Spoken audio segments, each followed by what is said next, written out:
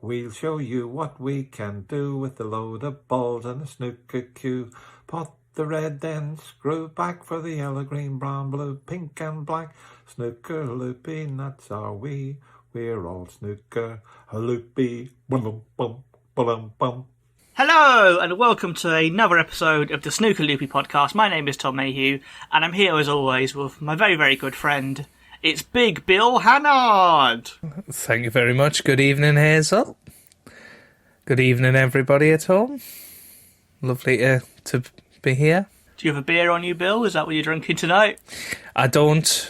I have a Fanta Fruit Twist. Yeah. You've already got the sponsorship in early for the podcast today. Today's podcast is sponsored by Fanta Fruit Twist. Yeah. We wish. Can't be any worse than some of the sponsors that have sponsored the UK Championship over the years. Yeah. Or like the Spread X World Grand Prix, you know? I swear there was a tournament that was held at like the Spreadsheet Arena or something like that. Yeah. How are you, mate? You good? Yes, good. It's been a bit of a lean spell for snooker recently. I know there's the Saudi tournament going on. I know they had the Players' Championship, but I don't know. There was something about the Welsh Open that felt quite low key, and I worry that that's what's happened to the home nations now. You know, obviously we had quite a surprising final, to say the least, with Gary and Martin O'Donnell in there. Mm-hmm. So, well, we had Elliot Slessor against Martin O'Donnell in the semi-final. Yes, yeah, I did think it was going to be Elliot versus Gary in the final, the Northeast Derby. And who would you be cheering for there, Joe? I couldn't possibly say, Tom. Couldn't possibly say. I'm quite sure Joe would be rooting for one of the Bold Geordies. One of the Bold Geordies, yeah. Yeah. Yeah, you're right with that one. Do you think, because there's a load of bald players, do you think you have an advantage if you have no hair? Well, given that we've not really had any bald number ones, I would suggest probably not. No, but we did have world champion Peter Ebdon, Luca Brissell, Stuart Bingham. Stuart Bingham, yeah, he's basically bald. I don't know. We'll see. Maybe when Ronnie loses his hair, he's going to be better than ever. Possibly. I mean, you're suggesting that as if he is going to lose his hair, which I think he'd probably have something to say about that. By the way, have you seen what Jack Lisowski is dressed as today? Have you seen a picture? No. Shall I guess? Is he dressed as the Mask? He's a pundit on this Saudi event. Yeah. Hang on, let me get you a picture and go on, give me 3 guesses of what you think he is dressed as. Either wearing like a proper John Virgo waistcoat. Okay. He could be dressed up like... Because I'm wondering if they want him to dress up like a really old-fashioned snooker player, like a Steve Davis or something, to try and go, yeah, remember snooker when it was really big? Well, we've got someone dressed up as Steve Davis because we can't get the real one. So maybe Steve Davis. Uh-huh. Or maybe just for some reason. I mean, is he dressed up like a Saudi prince or something? Has he got like the kind of headgear? Well, Tom, I will say I've sent you a tweet on Twitter, of course, or on X, I should say. Go and have a look. Go and have a look. Feast your eyes. Whoa! What is he doing? He's dressed like a Saudi prince. Yes, well, there's the thumbnail sorted, Tom. And John Higgins is just next to him looking utterly bemused. So apparently Why has he done that? Ken's also a pundit there, and then there's a presenter. Neither of them are wearing Saudi gear, just Jack Lisowski. Apparently John Higgins in his interview was like, I can't stop looking at Jack, and laughing. So the common theory is that he's been stitched up. People said, oh, we all have to wear this. But I can't work out whether that's disrespectful or whether they'd want him. Like, would they have asked him to dress like that, or will he I have don't gone think thinking, so. they'll love this, and they've just gone, what are you doing, mate? Like, I mean, I would have loved it if Ken was also dressed like that. But yeah. I want Ronnie to play dressed like that. And by the way, when we're recording this, Tom, it's John Virgo's birthday. Oh, happy birthday, John Virgo, if you're listening. Yeah, of course he is. Oh, we should get a video message for John Virgo for his own birthday. That's a hilarious thought, actually. Yes, I've got a message for a John Virgo. It's his birthday.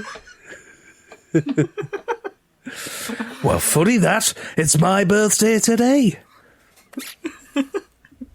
Hang on. Hang on. Where's the years going?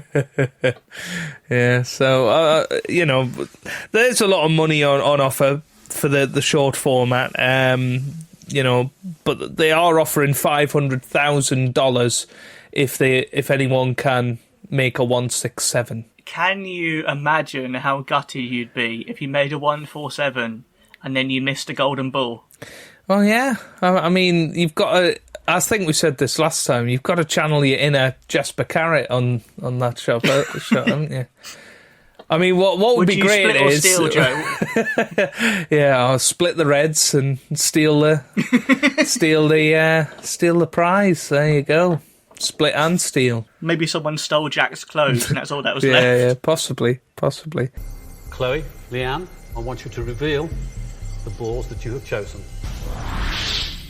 Split or steal? Leanne, you've stolen all the money. I knew this would happen. Chloe, can you understand why she did that? No, I can't. Well, it is only a game, but I hope that shocks you. Shall we cue the music? Shall we? Shall we indeed?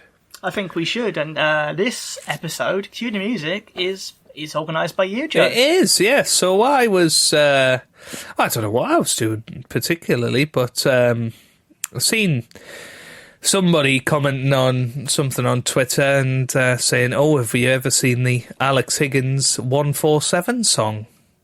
So I promptly sent it to Tom and said, this is our cue the music for next time. So this is a song released in, I think, about 1983, 4, something around then. It was before his Matchroom. Oh, 1982, it says on the disc. It was before his rival for Matchroom, Mob, and all of that. So... pre The Wanderer. It's 6 minutes 20. And by the way, Tom, What? before we get into it, right? I could watch 147 in this time, Joe. By the way, somebody who watches this podcast a lot, who I know you've seen, MAR, who absolutely loves it. He heard our call in the last episode when I said we should make a spreadsheet of all of the results of our Cue the Music so far, and he duly delivered. Have a little look at this, Tom. Have a little look at this. So I've sent you a picture on Twitter. I can't believe this. Yes, so a big MAI. shout out to Matt, who has... Evening, Matt. Evening, Hazel. Evening, Matt.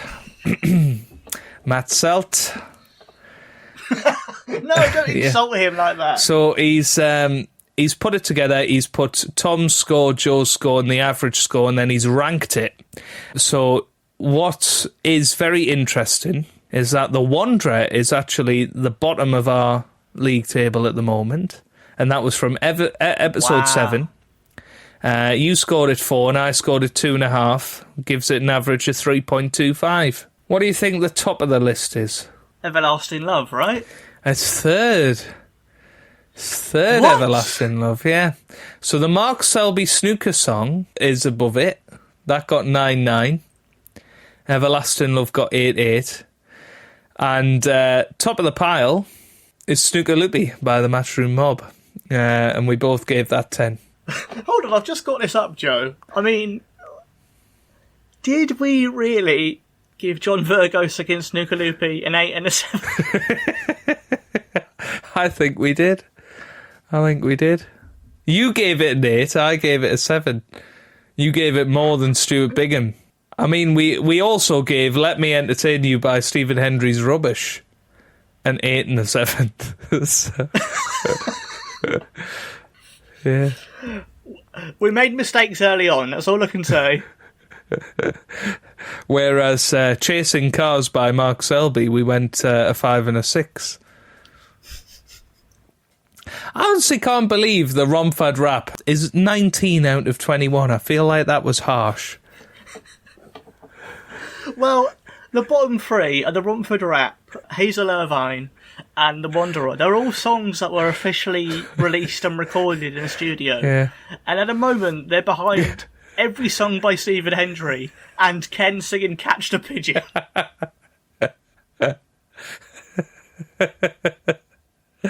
Oh, dear.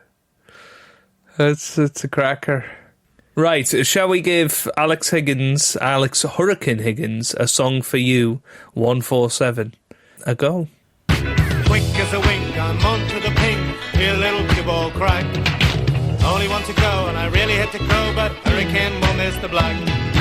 147, that's my idea of heaven. Gotta keep trying, keep 'em off flying somehow. Watch him now. 147, it'll take a team of 11. Stop me taking it, making or breaking it now. 147, that's my idea of heaven. Gotta keep trying, keep 'em all flying somehow. Come on, Hurricane. 147, take a team of 11. Stop me taking it, making or breaking it now. Well, there you go. There you go, Tom. That's 6 minutes, 20 seconds of your life that you're never, ever going to get back. How do you feel? I feel like I've wasted half of it. At the very least. Okay, so that was accidentally... It turns out it was 2 songs. It was an A-side and a B-side. So the A-side was 147. Yes. I liked the chorus. Yeah. 147 is my idea of heaven. Come on, Hurricane. I like that bit. Yeah. No, yeah. Man that Joe christened as John Virgo, this gravelly voiced man who in the middle of the song just goes, go on, Hurricane. Go on, Hurricane. Yeah.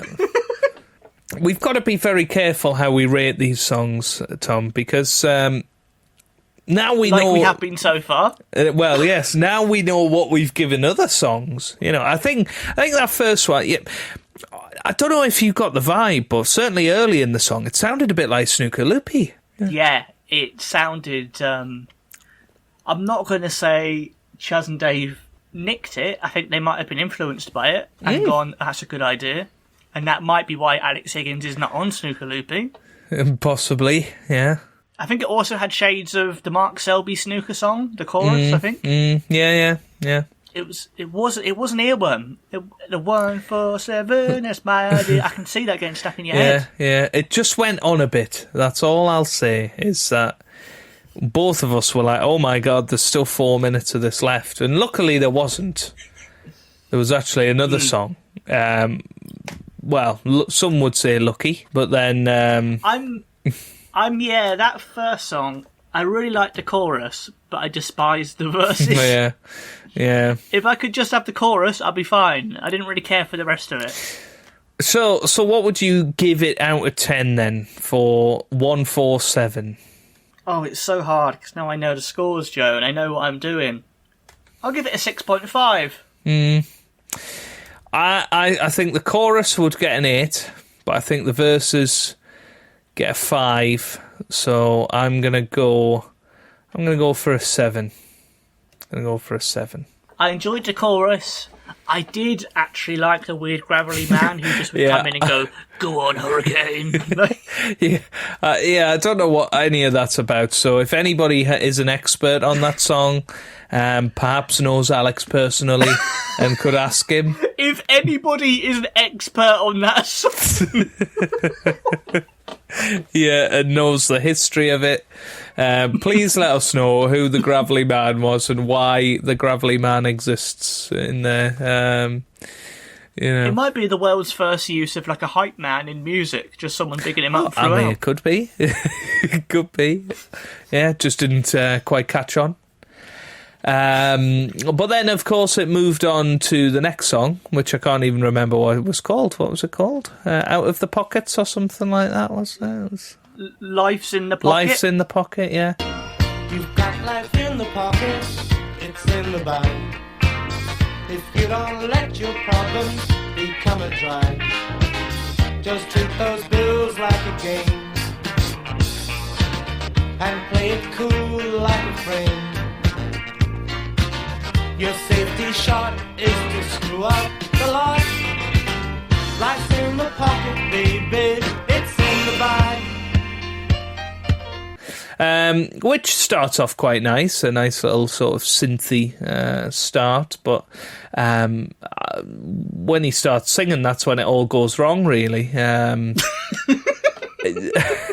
it's much more like The Wanderer, I think, that one. I liked the fact it was heavily snooker themed. There was lots of references to you'll be in the red and you need to, take a rest, or there was all sorts of sort of play on words, which I did enjoy. Yeah.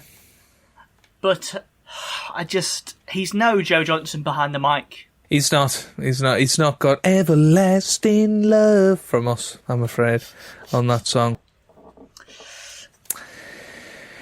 Yeah, I'm afraid I'm going to give that one a 5, that second one. Yeah, I'm going to give it a 4, I think.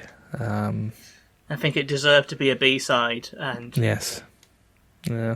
I honestly, I was just waiting for it to be over by the end of it, which is a shame. It's a shame.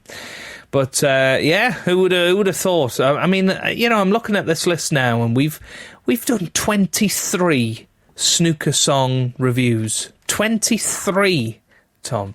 There's 23 snooker songs out there. How? I mean, okay, right? 4 of them are you getting snooker players to sing snooker loopy. So actually, there's 19 unique snooker songs out there. To be fair, 3 of them are Stephen Hendry dressed up. Yeah. It counts. It counts. Any song sung by a snooker player counts. I'm glad we've got a whole album. I'm quite impressed. A double album, pretty much. Well, when this takes off, WST will be selling it at all their merch stores. Along with WST Real 2011. I don't think WST are going to have to spend too much money getting the rights to 147 by Alex Higgins, to be honest. It's whether they even want to do business with Alex Higgins anymore. But 147 was not our idea of heaven. No. I have to say, for lasting impact, though, you have to say it's impressive. Everlasting Love is still captured our hearts, that song. I'm going to say there's every chance that maybe, I don't know how you would feel about it, how the listeners would feel about it, but maybe when we get to like 25, which we're almost at, we should be able to sort of go through and adjust some of the ratings, or... What, because you want to give Everlasting Love 10 out of 10? Is that what you're saying? You took the words right out of my mouth, Joe. None of the others will move.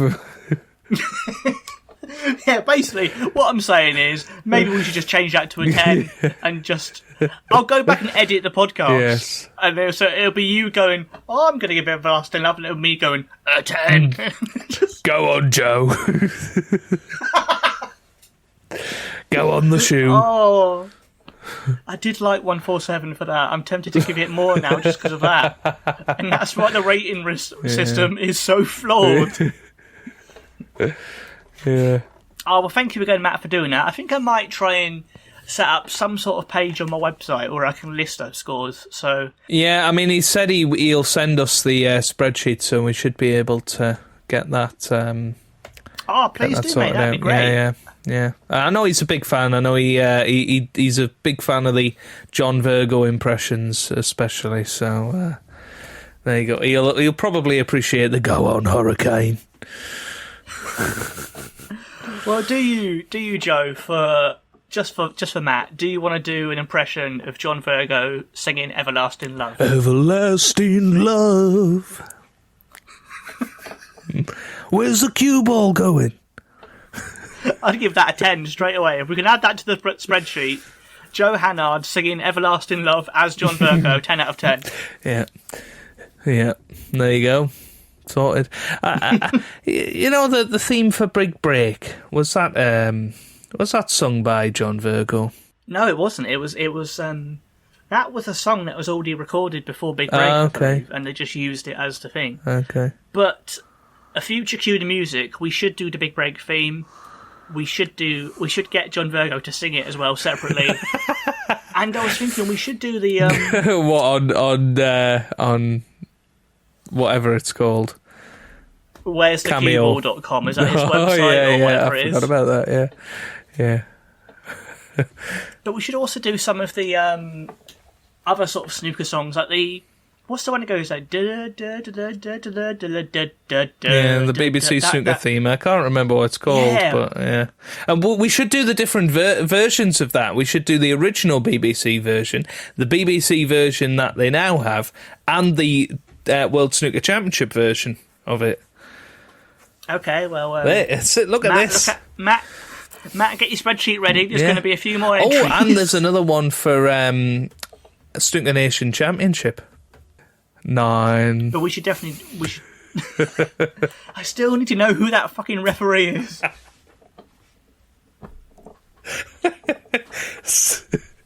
think I've seen somebody had commented on one of my very old videos on that game, Snooker Nation Championship, and somebody said, "Oh, the ref sounds like Dracula." Is it Ray Reardon? It could be.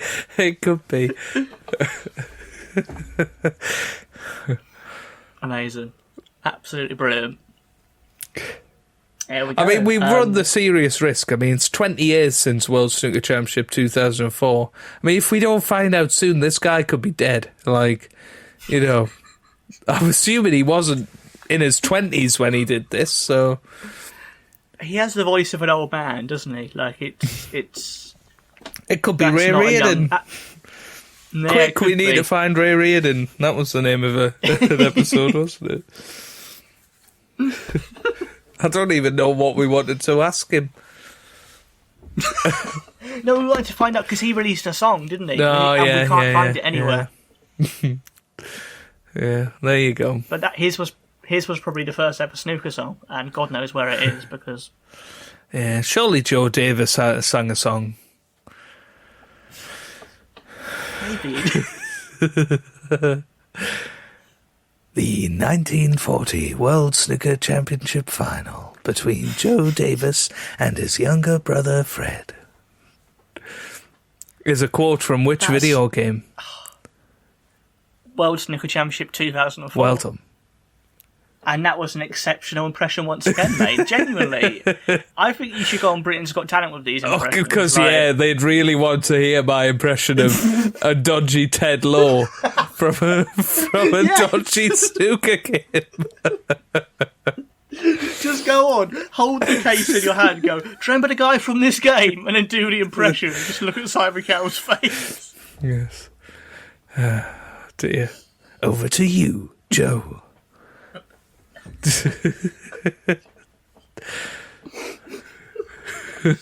I'd pay good money to see that. Thanks. To see my humiliation on national TV. Mate, it would be... Think of all the people who'd find the podcast off the back of it. Yes. We'd get 5 more listeners. Yes, maybe Simon Cowell would check us out. Maybe we'd get signed to his record deal to do a podcast. Everlasting Love. Featuring Joe Johnson. Yeah. Well, now then, you could almost say the same thing about the world champion Q-Chalker, because he's been sugaring his tonsils. Alex Hurricane Higgins, the new world professional snooker champion, has turned his talents to pop music and released his first record. It's called 147, and of course it's all about snooker and Alex. Now, even the title is about snooker. 147, as you may know, is the highest break a player can get in a single frame of snooker. But this new departure is really not too much of a surprise. Ever since 1973, when he won the World Snooker title for the first time, Alex has been very much of a showman. That year, remember, he got just £480 for his victory, but when he won the title again 3 weeks ago, the prize money was a cool £25,000. Well, hardly too astonishing, then, that this new piece of razzmatazz from the Hurricane is not too restrained about the champion's undoubted talents. Here goes the last one.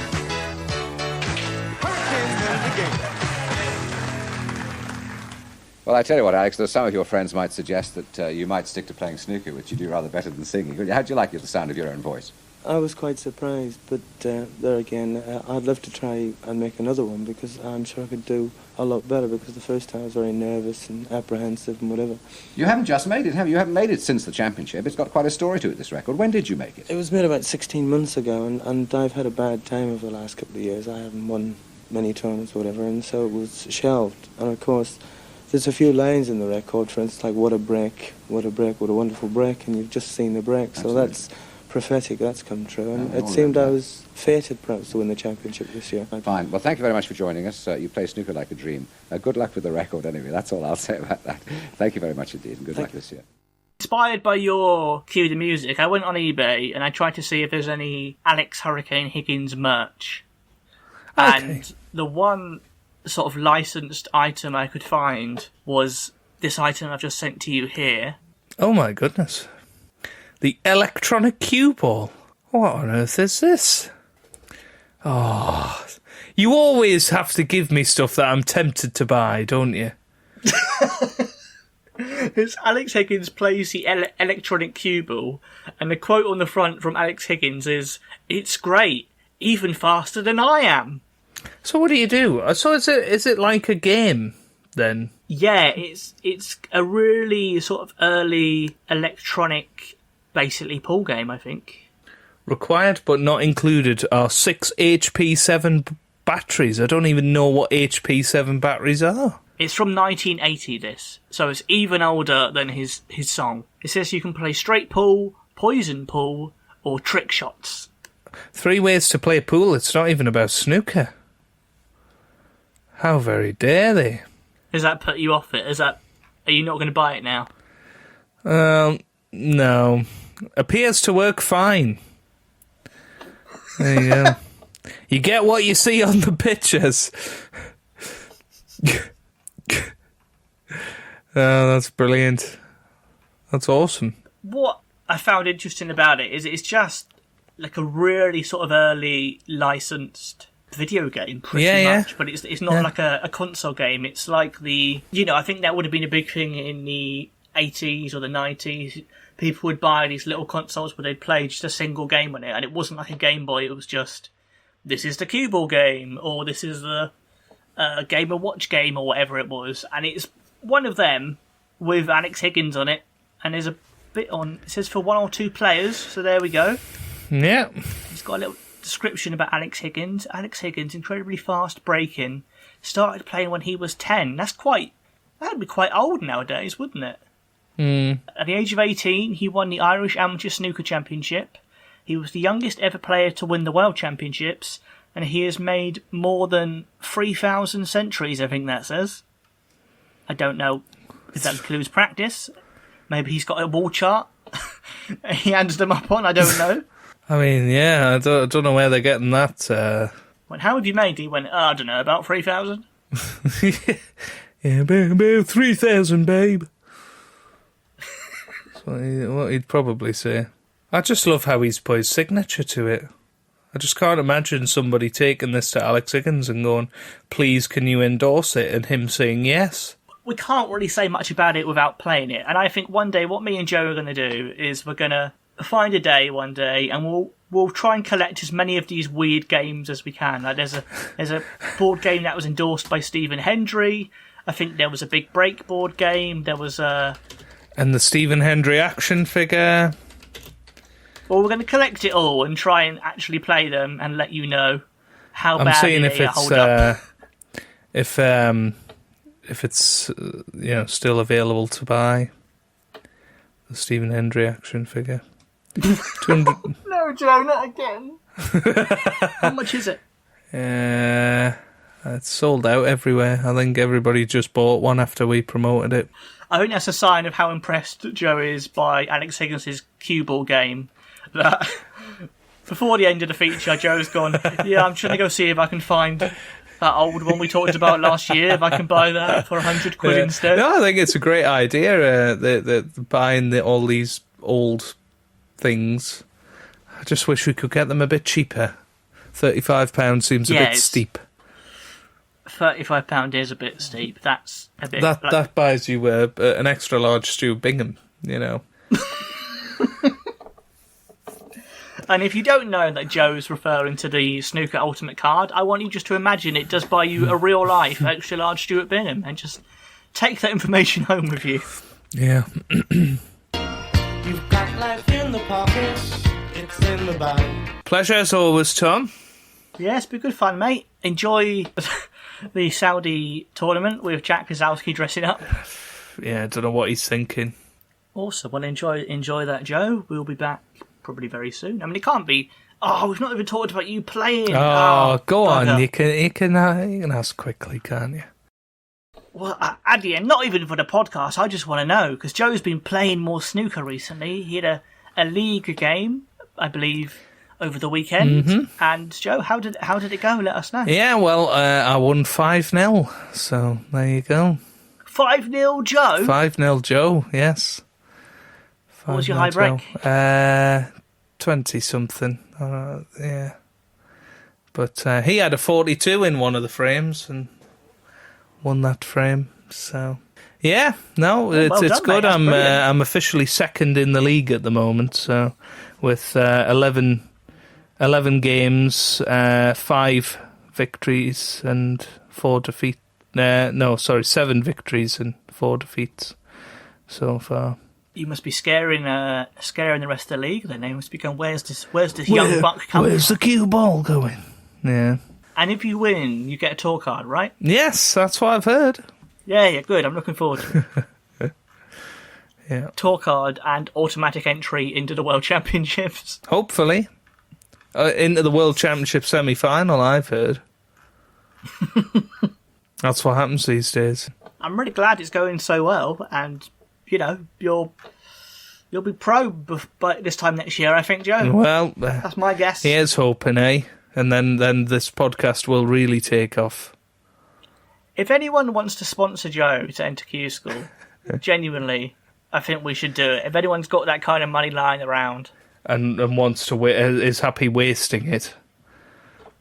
No, his sponsorship, Joe. You can have your logo on Joe's waistcoat. Yeah. Joe will give you a shout out in one of his videos. He will. We'll mention you on the podcast. Yeah. And we're going to get 5 new listeners soon, aren't we? We are. There we go. Yeah. And there's a chance your logo might be seen at the Crucible. Yeah. When Joe is sitting in the audience. Yes. Very true, Tom. Very true. But yeah, we'll catch you guys very soon. Thanks again to Matt for that spreadsheet. I'm so excited. I love a spreadsheet. The spreadsheet Snooker Loopy podcast. That can be this episode. Yeah. And we'll catch you all very soon. It's goodbye from me. It's goodbye from me.